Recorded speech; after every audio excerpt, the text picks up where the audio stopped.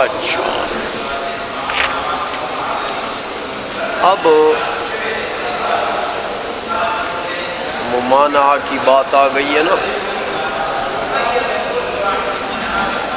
دفع علل تردیہ کے لیے 4 طریقے تھے نا.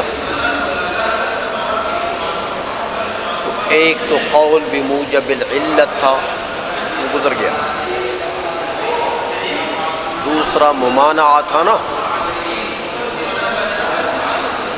فرماتے ہیں ممانعہ کی بھی 4 صورتیں ہیں. فہی 4 اقسام. کہتے میاں ایک ہے ممانعۃ فی نفس الوصف. ممانعہ فی نفس الوصف اس کو کہتے ہیں کہ مخالف نے قیاس کر لیا، ایک وصف کو حکم کے لیے علت بنا دیا، اور پھر یہ کہا کہ دیکھو یہ جو علت ہے، جس وصف کو میں نے علت بنا دیا، یہ علت یہاں پر موجود ہے، اس حکم کے لیے یہ علت ہے اور یہ علت موجود ہے یہاں پر، لہذا یہ حکم بھی موجود ہوگا. اس نے یہ کہا نا، تو آپ اس کو دفع کرنے کے لیے کیا کہتے ہیں کہ نہیں ملی. یہ جس وصف کو تم علت بناتے ہو یہ تو یہاں موجود ہی نہیں ہے. جس وصف کو علت بناتے ہو وہ تو اس نزاعی مسئلہ میں موجود ہی نہیں ہے.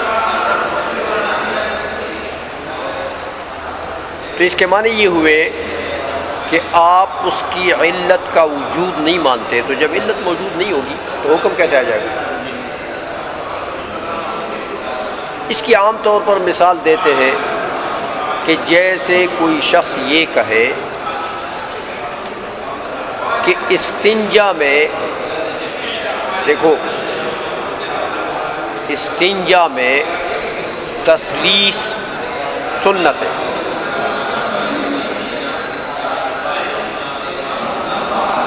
تین مرتبہ استنجا کرنا، 3 مرتبہ پانی بہانا. کوئی کہے یہ سنت ہے. دلیل کیا دیتے ہیں؟ کہتے ہیں میاں لأن الاستنجاء مسح صغرى وكل مسح يسن تثلیثه. جو بھی مسح ہو وہاں تثلیث مسنون ہے. تو دیکھو مقرر جو چیز ہے اس کو علت بنا دیا. وہ کیا چیز ہے؟ مسح.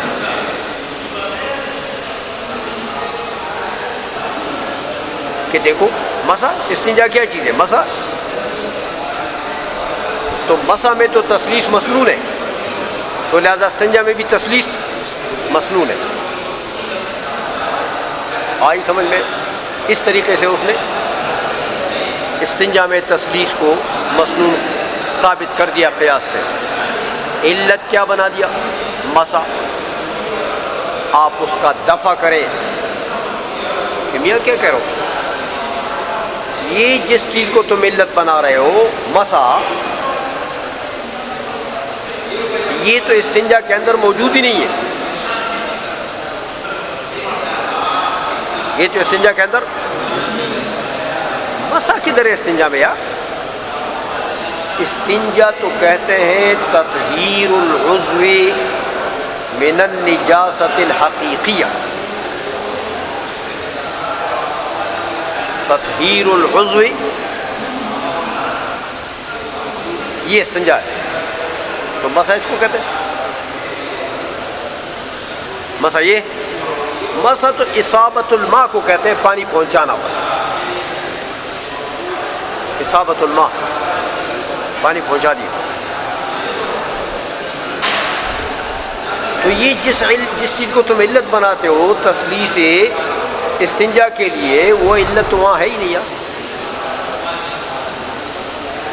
تو یہ ممانعہ ہو گیا. کس میں؟ ممانعہ ہو گیا فی نفس الوصف. کہ یہ وصف یہاں ہے ہی موجود ہی نہیں، تو تمہارا حکم کیسے موجود ہو جائے گا؟ لہذا استنجا میں تثلیث کیسے ثابت ہو جائے گی؟ نہیں سمجھے ہو شیخا؟ ایک قسم ممانعہ کی ہے، دوسری قسم وفی صلاحہ للحکم، کہ آپ اس کو یہ کہتے ہیں کہ چلو ٹھیک ہے یار، وہ جس وصف کو تم علت بناتے ہو نا وہ موجود ہے، نزاعی مسئلے میں وہ موجود ہے، لیکن میاں یہ تو اس حکم کے لیے صلاحیت نہیں رکھتا، یہ جو تم نے جس وصف کو علت بنا دیا اس حکم کے لیے، اس میں علیت کی صلاحیت نہیں ہے۔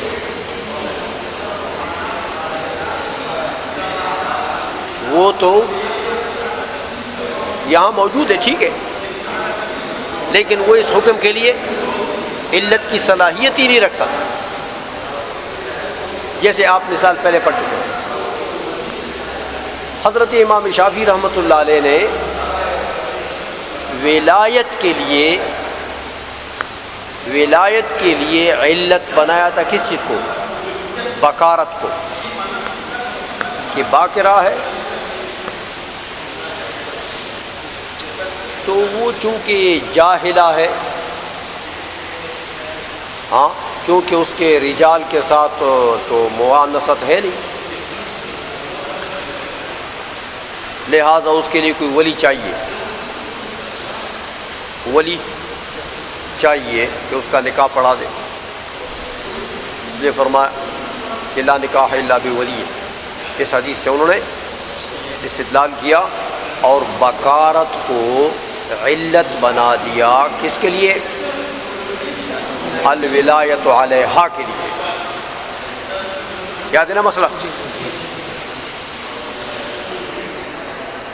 ہم کہتے ہیں میاں ٹھیک ہے، یہ جس وصف کو تم علت بناتے ہو یہ یہاں موجود تو ہے، وہ باقرہ ہے، فرض کرو موجود تو ہے، لیکن اس وصف میں تو اس حکم کے لیے کہ وہ ولایت علیہا ثابت ہو جائے، اس سے اس وصف میں علت بننے کی تو صلاحیت ہی نہیں ہے اس حکم کے لیے۔ کیوں؟ کہ ذرا دکھاؤ تو صحیح کہ یہ بکارت کسی اور جگہ میں اس حکم کے لیے علت بنا ہے، کہیں تو دکھاؤ، نہیں بنا ہے نا، تو اس میں صلاحیت علت بننے کی نہیں ہے۔ کس چیز میں ہے؟ صغر میں ہے، جیسے احناف نے بتایا تھا، یاد ہے؟ صغر میں یہ صلاحیت ہے، صغر علت ہے کس کے لیے؟ ولایت علیہا کے لیے۔ کیوں؟ کہ صغر مال میں بھی ولایت کے لیے علت ہے، اگر صغیر ہے تو اس کا کوئی ولی ہونا چاہیے، کیونکہ وہ صغیر بیچارہ اپنا مال تو صغیر کا ہے، لیکن وہ صغیر اپنے مال میں تصرف کرے گا، اگر اس کو اجازت دے دیں گے آپ تصرف کے تو وہ تو مال کوئی لوٹ لے گا اس سے، ہاں 2 روپے کی چیز اس کے اوپر 1000 روپے میں بیچے گا تو مال تو ختم ہے، اس لیے اس کے لیے ولی ہونا چاہیے تاکہ اس کو ضرر سے بچا دے، جیسے باقرہ صغیرہ کے لیے ولی ہونا چاہیے اس کے نکاح کے لیے تاکہ اس کو ضرر سے بچا دے۔ تو میاں علت جو ہے ولایت علیہا کے لیے صغر ہے، بکارت نہیں ہے، تو یہ بکارت جو تم علت پیش کرتے ہو اس وصف میں تو علت ہونے کی صلاحیت ہی نہیں ہے۔ معنی کو سمجھ گئے ہو؟ معنی اس طریقے سے کر دیے کہ ہم نہیں مانتے کہ اس وصف میں اس بکارت کے وصف میں علیت کی صلاحیت ہے اس حکم کے لیے ولایت علیہا کے لیے۔ سمجھے ہو کہ نہیں سمجھے؟ اچھا، اس لیے فرماتے ہیں وہ فی صلاحہ للحکم۔ آئی سمجھ میں؟ وہ فی نفس الحکم، تیسرے قسم کا ممانعہ جو ہے وہ یہ ہے کہ میاں چلو وہ جس وصف کو تم علت بناتے ہو وہ وصف یہاں موجود بھی ہے، اس میں صلاحیت بھی ہے علت بننے کے لیے، صلاحیت بھی ہے علت بننے کے لیے، لیکن تم جس حکم کو اس کا معلول بناتے ہو وہ حکم اس کا معلول نہیں ہے، وہ حکم اس کا معلول میاں اس کا معلول تو اور حکم ہے، تم دوسرے کے لیے اس کو علت بناتے ہو۔ اس کی مثال جیسے دیکھو،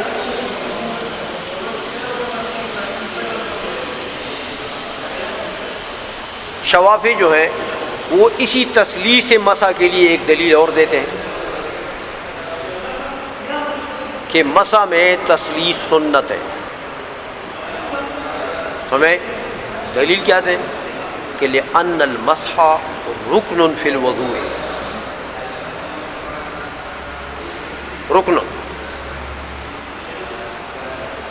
وکل رکن یسن تثلیث، سمجھ میں آ گئی ہے؟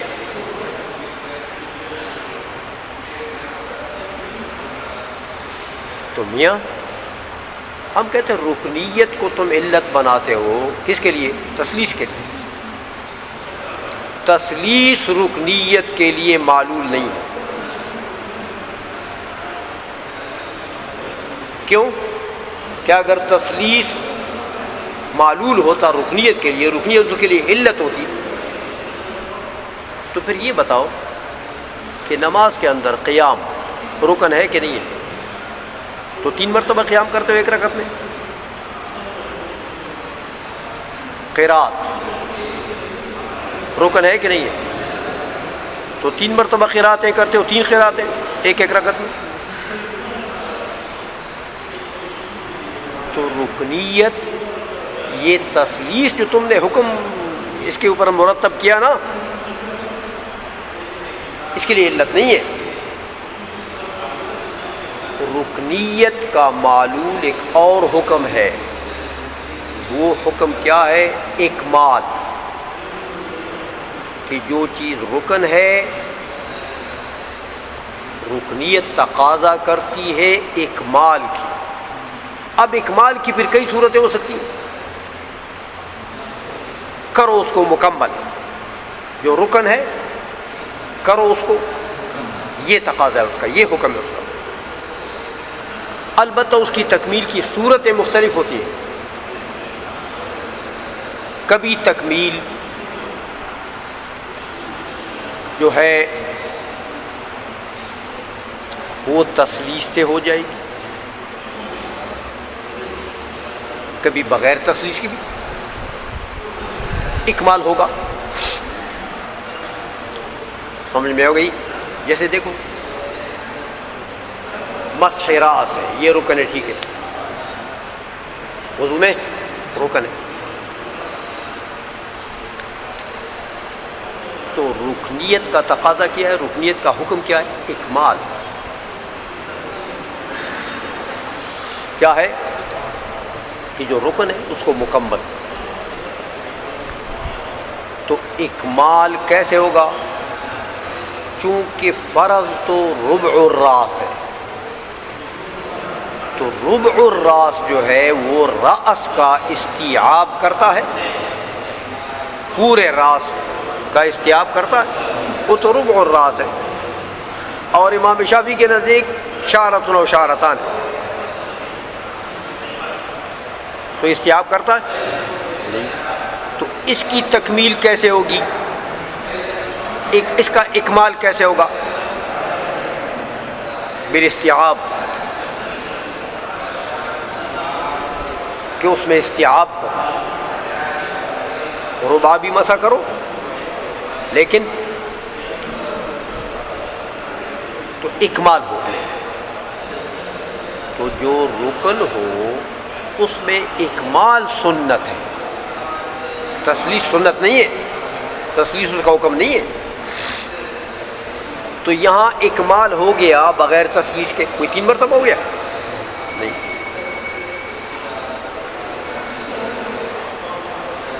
سمجھ میں آ گئی ہے؟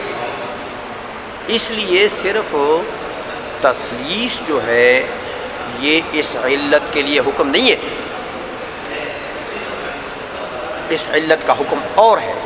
وہ کیا چیز ہے؟ اکمال. آئی سمجھ میں؟ اس لیے فرمایا وہ فی نفس الحکم. کبھی ممانعت ہوگا کس میں؟ نفس حکم پر منع وارد ہو جائے گا کہ ہم نہیں مانتے کہ یہ حکم اس علت کے لیے معلول ہے، بلکہ ہم بتاتے ہیں آپ کو کہ اس علت کا معلول اور حکم ہے، یہ نہیں ہے. سمجھے ہو؟ اچھا، آگے فرماتے ہیں وفی نسبتہ الی الوصف. منع وارد ہوتا ہے کس پر؟ فی نسبتہ الی الوصف، کہ معنی کہتا ہے یار چلو ٹھیک ہے، جس چیز کو تم جس وصف کو تم علت بناتے ہو وہ موجود بھی ہے، اس میں صلاحیت بھی ہے علت بننے کی. ٹھیک ہے، جس حکم کو تم نے معلول بنا دیا وہ اس کا معلول بھی ہے، لیکن اس حکم کی نسبت اس علت کی طرف کرنا، سمجھ آئیے؟ اس حکم کی نسبت اس وصف کی طرف کرنا یہ ہم نہیں مانتے. سمجھ آئیے؟ بلکہ میاں اس حکم کی علت اور چیز ہے، یہ وصف نہیں ہے، ایک اور وصف ہے، وہ اس کے لیے علت ہے. سمجھ میں آ گئی ہے؟ جیسے وہ باقری کی صورت میں بتا دیا میں نے کہ امام شافعی رحمۃ اللہ علیہ نے ولایت علیہا کے لیے علت کس کو بنایا؟ بکارت کو. تو ولایت علیہا کے لیے تم کہتے ہو کیا ہے؟ بکارت. ہم کہتے نہیں، ولایت علیہا کی نسبت کرنا بکارت کی طرف یہ غلط ہے، یہ ہم نہیں مانتے. کس کی طرف ہے؟ ہاں، صغر کی طرف ہے. تو لہذا اس حکم کے لیے وہ علت بنانا نہیں، ہم نہیں مانتے اس کو. اس حکم کے لیے علت اور وصف ہے، یہ وصف ہو نہیں ہے. سمجھے ہو؟ اچھا، کتنی ہو گئی ہیں؟ 4 ہو گئی ہیں. تو یہ ممانعت کی یعنی منع کی 4 صورتیں تھیں جو مخالف کے قیاس کو دفع کرنے کے لیے منع اگر آپ وارد کریں گے تو منع ان 4 صورتوں میں آئے گا. آئی سمجھ میں؟ اچھا، تو منع کے بعد پھر کیا تھا؟ ثم بیان فساد الوضع. بیان یہ اگر ممانعت یعنی منع سے آپ گزر گئے تو مخالف کے قیاس کو دفع کرنے کے لیے فساد وضع بھی ہے. فساد کہتے ہیں، فساد وضع اس کو کہتے ہیں میاں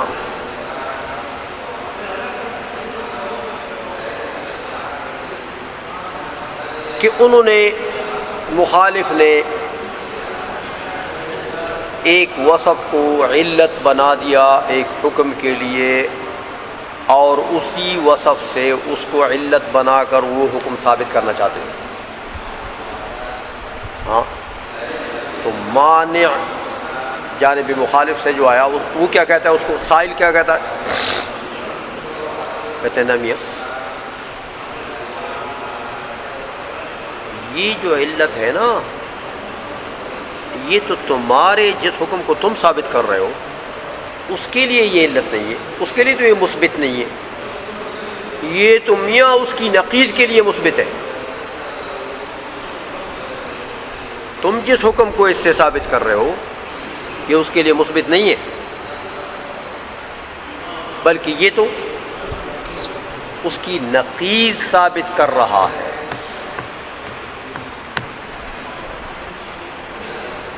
اگر سائل نے یوں دفع کر دیا، اس کو کہتے ہیں فساد الوضع، کہ تمہارے وضع میں فساد ہے، تم نے جس چیز کو علت بنایا ہے کسی حکم کے لیے، اس کو علیت کی جگہ پر وضع کیا ہے اس حکم کے لیے، یہ وضع صحیح، اس میں فساد ہے۔ یہ تو میاں علت ہے، کس کے لیے؟ تمہارے حکم کی نقیض کے لیے، تو اس کو علت بناؤ تمہارے دعوے کی نقیض کے لیے، تو پھر فساد وضع نہیں ہوگا، پھر ٹھیک ہوگا۔ آئی سمجھ میں؟ اس لیے فرماتے ہیں وَأَمَّا فَسَادُ الْوَضْعِ فَمِثْلُ تَعْلِيلِهِمْ لِإِيجَابِ الْفُرْقَةِ بِإِسْلَامِ أَحَدِ الزَّوْجَيْنِ، مثال دیتے ہیں جیسے شوافی نے یہ فرما دیا کہ میاں دونوں زوجین کافر تھے، میاں بیوی، اپنے کفر کی حالت میں ان کا نکاح ہو گیا تھا، جیسے بھی تھا، زوجین تھے، تو بعد میں ان میں سے ایک مسلمان ہو، ایک مسلمان ہو۔ اب شوافی کیا کہتے ہیں؟ ایک مسلمان ہو گیا تو بس نکاح ختم۔ کیوں ختم؟ مسلمان ہونے کی وجہ سے ختم، کہ ایک جو مسلمان ہو گیا۔ تو دیکھو تفریق کرتے ہیں زوجین کے درمیان میں، بنیاد کس پر رکھتے ہیں؟ نسبت کس کی طرف کرتے ہیں؟ اسلام کی طرف۔ تو اسلام احد الزوجین کو علت بناتے ہیں کس کے لیے؟ فرقت کے لیے۔ اسلام احد الزوجین کو علت بناتے ہیں کس کے لیے؟ ہم کہتے ہیں میاں نہیں، اسلام تو فرقت کے لیے علت نہیں ہے موان، اسلام تو حقوق کے تحفظ اور عصمت کے لیے علت ہے۔ دیکھو اسلام تو عصمت دیتا ہے، اسلام تو تحفظ دیتا ہے، اسلام فرقت کرتا ہے۔ تو فرقت اور تحفظ میں تو تناقض ہے۔ تو اسلام تو علت ہے تمہارے دعوے کی نقیض کے لیے، جس حکم کے لیے تم اس کو علت بنا رہے ہو اس کی نقیض کے لیے علت ہے۔ فرقت کے لیے اسلام علت نہیں ہے، عصمت کے لیے دلیل۔ جو اسلام لایا وہ معصوم ہو گیا، اس کا جان، اس کی جان، اس کا مال، اس کی عزت، اس کو تحفظ مل گیا۔ تو یہ اور فرقت دونوں میں تو تضاد ہے، تناقض ہے۔ سمجھائیے، لہٰذا احناف کیا کہتے ہیں؟ کہتے دیکھو ایسا نہیں کہ جو ایک مسلمان ہو گیا تو بس فرقت کی نسبت اسلام کی طرف کرتے ہیں۔ ایک مسلمان ہو گیا تو دوسرے پر اسلام پیش کرو۔ زوجین میں سے ایک مسلمان ہو گیا تو ایک کافر ہے نا، تو اس کافر کے اوپر اسلام کہ بھئی تو بھی مسلمان ہو جا، تو مسلمان ہو گیا تو یہ بیوی تیری بیوی، زوجیت تمہاری اسی طرح باقی رہے گی شریعت اسلامیہ میں۔ تو دیکھو اگر وہ مسلمان ہو گیا تو سبحان اللہ ان کی زوجیت باقی، فرقت کچھ نہیں۔ اور اگر وہ مسلمان نہ ہوا، ابا کر لیا اسے اسلام سے، اب تفریق ہوگی تو تفریق کی نسبت کس کی طرف ہوگی؟ ابا عن الاسلام کی طرف، اسلام کی طرف نہیں، کہ یہ دوسرا خبیث مسلمان نہیں ہوا نا اس لیے فرقت ہو گئی ہے۔ اگر یہ مسلمان ہوتا تو فرقت نہ ہوتی، بات ختم۔ تو دیکھو اب ہمارے نزدیک فرقت کا اسناد کس کی طرف ہے؟ ابا عن الاسلام کی طرف، اسلام کی طرف نہیں۔ اور شوافی نے اسلام کی طرف کر دیا۔ ہم کہتے ہیں اسلام کو تم علت بناتے ہو فرقت کے لیے، یہ فرقت کے لیے نہیں، فرقت کی نقیض کے لیے یہ علت ہے۔ آئی سمجھ میں؟ وہ تو تحفظ دیتا، اس لیے فرماتے ہیں فَمِثْلُ تَعْلِيلِهِمْ لِإِيجَابِ الْفُرْقَةِ بِإِسْلَامِ أَحَدِ الزَّوْجَيْنِ، کہ اسلام احد الزوجین کو علت بناتے ہیں فرقت کے لیے، یہ وَلِإِبْقَاءِ النِّكَاحِ مَعَ ارْتِدَادِ أَحَدِهِمَا۔ دوسری مثال دیتے کہ میاں دونوں مسلمان ہیں، میاں بیوی دونوں مسلمان ہیں، ان میں سے العیاذ باللہ ایک مرتد ہو گیا، ایک مرتد ہو گیا، تو دیکھو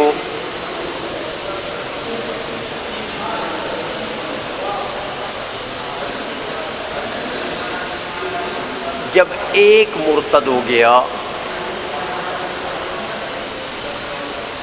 تو اب دیکھیں گے عورت مدخول بہا ہے کہ غیر مدخول بہا ہے۔ ہمارے نزدیک، احناف کے نزدیک تو عورت مدخول بہا ہے یا غیر مدخول بہا ہے، فوراً فرقت ہو جائے گی۔ ارتداد کی وجہ سے ایک مرتد ہو گیا تو نکاح ختم، فوراً نکاح ختم، قاضی تفریق کر دے گا۔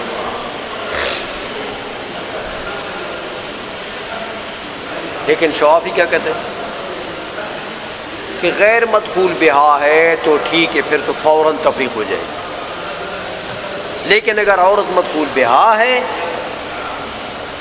تو پھر فوراً نہیں، پھر اس کی عدت گزرنے تک 3 حیض اس کے بعد آ جائیں تو اس کی عدت گزرنے تک نکاح باقی، یا قاضی کے قضاء بالفرقت تک نکاح باقی ہے۔ اب دیکھو میاں،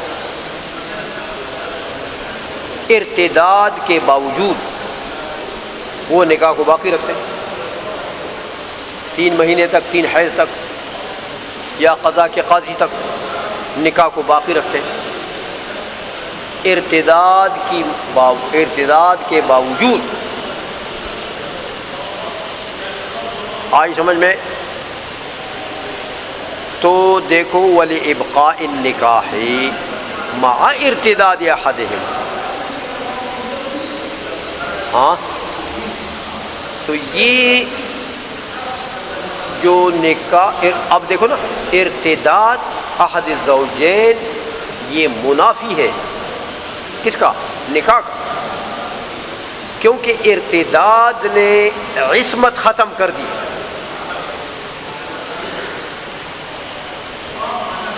اس کی جان، اس کا خون مباح ہو گیا کہ نہیں، تو اس کی جان غیر محفوظ ہوئی کہ نہیں، عصمت ختم ہو گئی، اس کا مال غیر محفوظ، اس کی عزت غیر محفوظ۔ تو میاں نکاح کا دار و مدار تو عصمت پر تھا، نکاح کا دار و مدار کس پر تھا؟ عصمت پر۔ تو ارتداد عصمت کا منافی ہے، عصمت کا منافی ہے، تو اس ارتداد کے باوجود نکاح کے بقا کا قول کرنا یہ ہو سکتا ہے؟ یہ تو ایسا ہے جیسے ایک برتن میں آگ اور پانی دونوں ڈال دو، یہ کہاں ہو سکتا ہے؟ یہ تو متنافی ہے نا، سمجھ میں آ گئی ہے؟ اس لیے کہتے دیکھو میاں وَإِنَّهُ فَاسِدٌ فِي الْوَضْعِ، یہ دونوں چیزوں کے وضع میں فساد ہے. ہاں، دونوں چیزوں کے فرقت کی نسبت کرنا اسلام کی طرف، ارتداد کے باوجود بقائے نکاح کا قول کرنا، یہ دونوں میں کیا ہے؟ فساد ہے. لأن الاسلام لا يصلح قاطعا للحقوق، کیونکہ اسلام تو اسلام کی طرف نسبت کرتے ہو تم فرقت کی، تو اسلام حقوق دینے والا ہے کہ حقوق ختم کرنے والا ہے؟ ہاں، اسلام تو عصمت دینے والا ہے.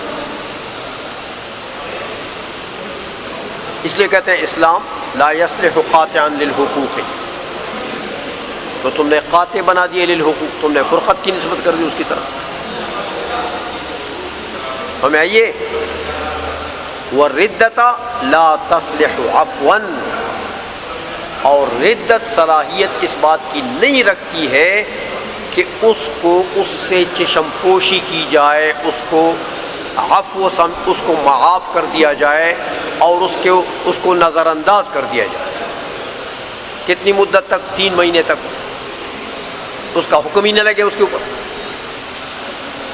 تو 3 مہینے تک جب تم نکاح باقی رکھتے ہو، اس کا تو مطلب ہے کہ ارتداد کو تم نے معاف کر دیا، ارتداد کو نظر انداز کر دیا.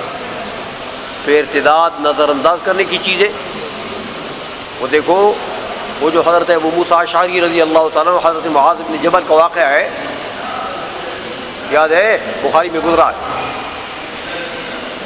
حضرت ابو موسیٰ اشعری اور حضرت معاذ بن جبل دونوں یمن کے گورنر تھے. ایک حصے پر ابو موسیٰ اشعری گورنر تھے، ایک حصے میں حضرت معاذ بن جبل رضی اللہ تعالیٰ. تو حضرت ابو موسیٰ اشعری رضی اللہ تعالیٰ اپنے گھوڑے پر سوار ہو کر تو وہ حضرت معاذ بن جبل کی ملاقات کے لیے آئے. تو دیکھا تو ایک آدمی جو ہے وہ باندھا ہوا حضرت معاذ بن جبل کے قریب، زنجیروں میں باندھا ہوا ایک آدمی جو ہے وہ پڑا ہوا. حضرت ابو موسیٰ اشعری رضی اللہ عنہ گھوڑے پر سوار ہے. پوچھا حضرت معاذ بن جبل سے، یہ کون ہے؟ حضرت معاذ بن جبل نے عرض کی کہ حضرت یہ تو مرتد ہے، مرتد ہو گیا. او مرتد ہو گیا تو میں گھوڑے سے اتروں گا نہیں جب تک اس کو قتل نہیں کرو گے. یہ تو عفو کرنے کی چیز نہیں ہے، اس کو ابھی تم نے نظر انداز کر باندھا ہوا ہے، ختم کرو اس کو. سمجھ آئیے؟ تو حضرت معاذ بن جبل نے اس کے قتل کا حکم دیا. اس کے بعد حضرت ابو موسیٰ اشعری اترے. تو یہ اس قدر خطرناک چیز ہے کہ یہ عفو کا قابل نہیں ہے. ردت جو ہے یہ نظر انداز کرنے کے قابل چیز ہی نہیں ہے. چلیے